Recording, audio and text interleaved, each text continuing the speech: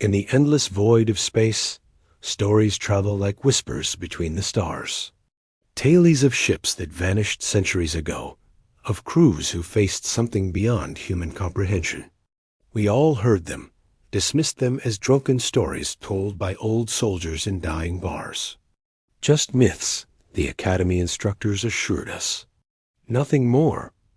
I believed them too, stationed on that orbital watchtower above New Carthage, a city world of billions, whose lights burned eternally beneath me, while the void above remained silent and endless. My shift was routine, dull.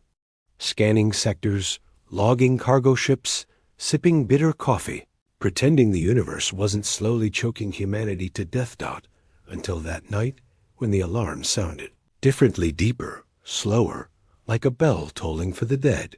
My console flooded with white static before reforming into coordinates I didn't recognize. Sector Delta Black 17. A dead zone where no ships ever passed. The long-range scanners lit up like a graveyard set on fire. Over 100 signatures, not merchants, not civilians, but heavy war vessels with engines burning cold.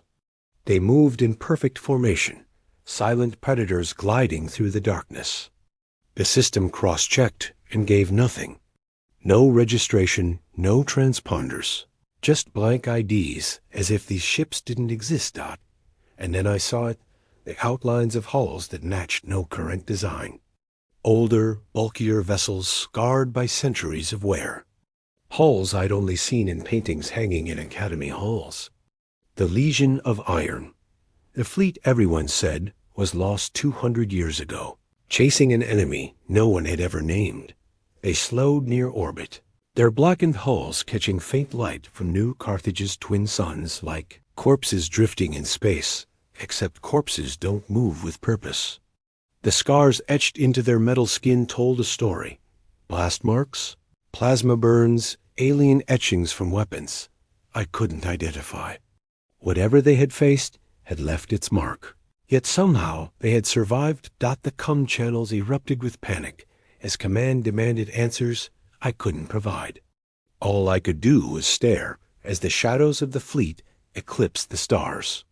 Then came the transmission ancient code, breaking through every barrier like a knife through paper.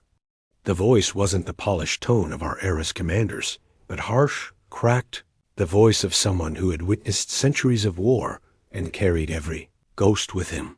This is Fleet Commander Ren Varric of the Legion of Iron.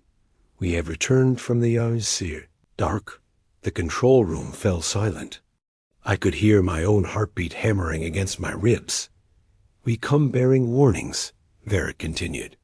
The enemy we faced is not gone. They are following. Prepare your world. The transmission ended, cutting to static that hissed like a dying fire. For a long moment, none of us moved. My superior barked orders to scramble the planetary fleet, but it was pointless. Every person on that station knew what we had witnessed. The legends weren't myths after all. The Legion had returned, and if they were back, so was whatever they had fought in the abyss. The Senate Tower became a battlefield of words and fear. Some demanded alliance with the Legion, others called for their immediate arrest. Herring, the Senate's voice, spoke with trembling fury. They've infected our world with their corruption. They are the disease. I watched as Varric strode into the chamber, his presence filling the room like thunder. His armor still bore the cracks from battle. Dry blood smeared across his cheek, but his eyes burned with the intensity of ancient stars. He planted his blade into the floor and spoke words that cut through the silence like steel. You argue while your people die. The hollow are not finished. That was a skirmish, a taste. When they return, it will not be one city they destroy, but your entire world.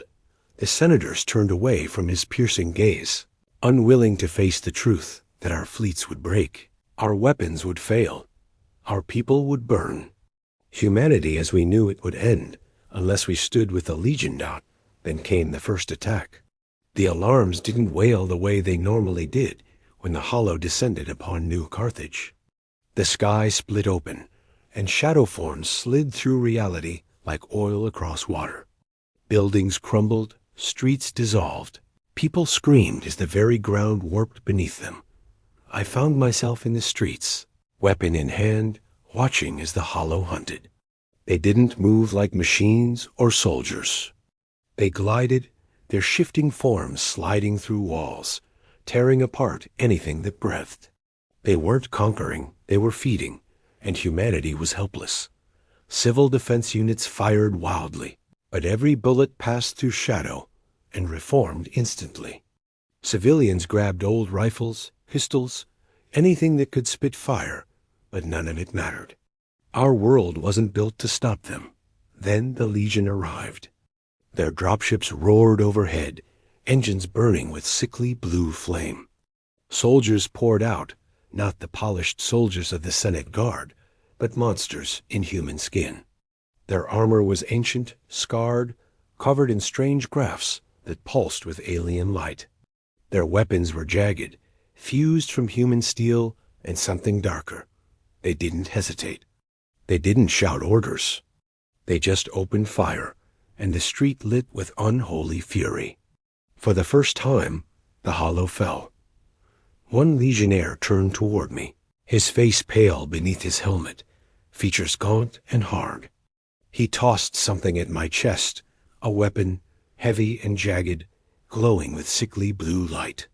It hummed in my hands, alive in a way no rifle should be. "Point and fire," he said, his voice raw as if every word scraped his throat.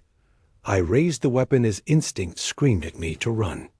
I pulled the trigger, and the recoil kicked like thunder. The beam that shot out ripped into a hollow, burning straight through its shifting body. For the first time in my life, I saw one of those monsters collapse at my feet. We pushed through the streets, the Legion carving a path with inhuman efficiency.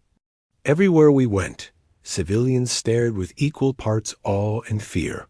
The Hollow kept coming through alleys, through walls, falling from the skies like black rain, but the Legion didn't.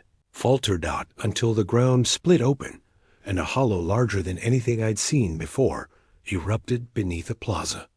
Its body towered over the square, a mountain of shifting shadow and jagged bone. Its form twisted into dozens of shapes at once, blades, wings, claws, each dripping with black light. The Legion fired everything they had. Beams of plasma tore into the beast, burning massive holes through its body, but it didn't stop. It shrieked, a sound that shattered glass and split eardrums. People dropped to their knees, blood pouring from their ears. Then Varric arrived. His dropship crashed down into the plaza, and he marched out with his command squad. His weapon wasn't a rifle, but a blade forged from metal that pulsed with unholy light. He pointed it at the beast and spoke a single word: fall. The battle shook the city. Every strike was thunder, every wound an earthquake. Finally, Varric drove his blade deep into the beast's core, and the weapon pulsed brighter until the monster exploded in a blast of black fire. When the smoke cleared, only ash remained. Varric stood in the center of the plaza, his armor cracked, blood on his face, but his eyes burning. The civilians stared at him in silence. Some whispered prayers, others curses. But all of them looked at him not as a man, but as something more and something less. He raised his voice, echoing through the ruins. This is only the beginning. If you wish to live, stand and fight, or die screaming. The city stank of ash and blood. Hours had passed since the monster fell in the plaza, but fires still raged. Entire districts lay in ruins, towers gutted, streets buried beneath rubble. The Hollow had retreated, not destroyed, but scattered, slipping back into the void like shadows, returning to their den. Everywhere I went, the name Varric spread. Some whispered it with reverence. Savior, legend, warrior returned. Others spat it with venom. Monster, abomination, corruption made flesh. No one knew whether the Legion had saved us or cursed us. When I reached the Senate Tower again, the senators still argued while the city burned. Some demanded alliance with the Legion. Others called for their execution. Fear and pride made for dangerous allies, and both were here in abundance. Then I made my choice. The city was asleep under curfew when I left, telling no one. I walked through the ruined streets toward the old spaceport where the Legion had claimed their ground base. People warned me not to go there. Some said no one who entered came back the same. Others said they didn't come back at all. The Legion soldiers guarded the gates, their armor glowing faintly in the darkness. "Why are you here?" one asked, his voice dry like stone grinding against stone. "I want to fight," I answered, my voice trembling. "Not as a soldier of the Senate. As one of you?" Varric was waiting inside. He sat surrounded by maps etched into glowing steel, his eyes lifting to meet mine with the weight of centuries. "Do you understand what that means?" he asked. "The Senate calls us monsters. They are not wrong. We are not men anymore. We surrendered that long ago." "I don't care," I said, though my voice cracked. "I saw the Hollow. I saw what they do. If becoming less than human is the only way to stop them, then I'll pay the price." He led me through the fortress, past soldiers whose eyes glowed with unnatural fire, past chambers where screams echoed behind sealed doors. Deep in the bowels of the base, I saw the Crucible, a towering structure of steel and bone, its veins pulsing with liquid light. The air around it vibrated, thick and heavy, as if the void itself leaked through. "This is what kept us alive in the dark," Varric said. "The Crucible breaks you, strips you, burns away the man until only the weapon remains. They stripped me of everything I had been and forced me inside the chamber. Darkness swallowed me whole, and then the pain began, not fire, for fire would have been mercy, but something that burned not just flesh, but memory, bone, soul. I felt my blood boil, my veins tearing, my skin splitting as whispers clawed at my mind. Surrender, become, survive. When the chamber finally opened, spilling me onto the cold floor, my body was different. My veins glowed faintly with blue light, my skin etched with scars that pulsed as though alive. I felt stronger, faster, but also empty. "What am I now?" I asked. My voice cracked into something raw and deeper. "Legion," Varric answered. Then came the final battle. The Hollow returned in force. This time the sky itself split open, stars bleeding as a rift tore above New Carthage.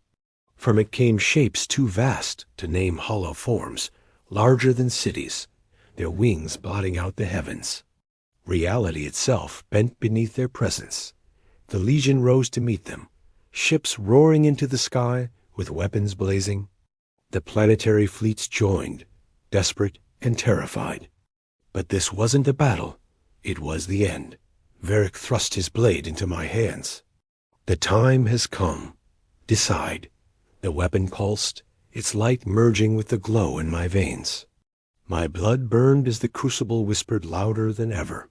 "Surrender, become, survive." I looked at the city, at people screaming in the streets. I looked at the Hollow tearing through the skies, their shadows spilling into every corner of the world. And I looked at Varric, a man who had surrendered everything and gained nothing but survival. Was this what humanity was meant to become? Monsters fighting monsters until nothing remained? Or was this the only way to live? The ground shook as the Hollow descended. I raised the blade. I don't remember choosing. I only remember fighting. The city became fire. The world became shadow. Legion and Hollow clashed in a storm that tore the sky apart. I killed and killed and killed, my weapon screaming with me, my veins burning with unholy light. Civilians fled into the Crucible, screaming as it remade them. Some died, some rose. The city became a furnace, turning men into weapons. When the fire finally faded, when the shadows finally broke, I stood among ruins. The Hollow were gone, not destroyed, never destroyed, but gone for now. New Carthage was no more. Only ash and survivors remained. Survivors and the Legion dot. I looked at my reflection in the blade. My eyes glowed faintly. My veins pulsed with fire. I was no longer the man who had once doubted legends. I wasn't a soldier. I wasn't even human. I was Legion dot, and humanity was gone. All that remained was survival.